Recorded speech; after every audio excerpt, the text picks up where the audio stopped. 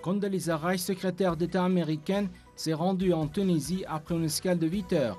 La rencontre avec le président tunisien Zine El Abidine Ben Ali constituait le principal objectif du passage de Rice dans ce pays.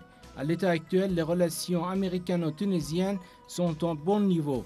Les deux pays jouissaient de longues relations stratégiques et au cours des dernières années, Washington était l'un des principaux fournisseurs d'armes à la Tunisie. Du point de vue économique, le volume des échanges entre les États-Unis et la Tunisie passe à 600 millions de dollars.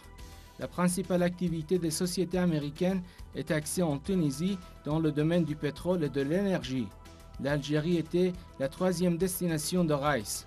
Lors de sa rencontre avec le président algérien Bouteflika, Rice a souligné la lutte antiterroriste et le développement des coopérations conjointes.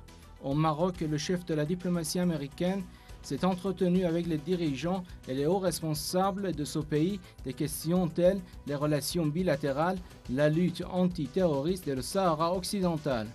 Du point de vue des analystes politiques, l'un des objectifs de Rice de sa visite en 3 pays maghrébins était de donner un rôle aux États-Unis dans le conflit entre le Maroc et l'Algérie sur la question du Sahara occidental.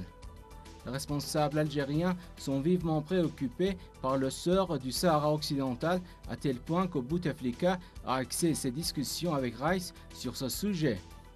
Mais ce qui a surtout conduit la secrétaire d'État américaine vers les pays nord-africains, c'est la présence des États-Unis dans les champs du pétrole et du gaz de cette région.